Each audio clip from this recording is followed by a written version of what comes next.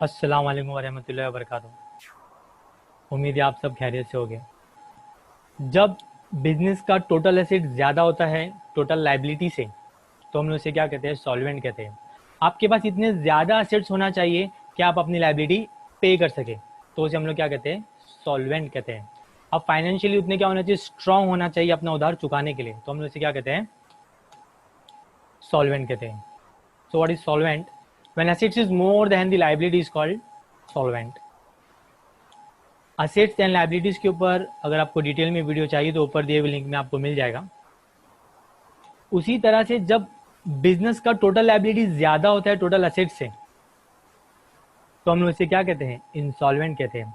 आपके पास इतना भी असेट्स नहीं है कि आप अपनी लाइबिलिटी पे कर सके, आप अपना कर्जा पे कर सके, अपना उधार चुका सके, आप फाइनेंशियली बहुत ही वीक है, इतने भी असेट्स आपके पास नहीं है, तो हम लोग इसे क्या कहेंगे? इंसॉल्वेंट कहेंगे।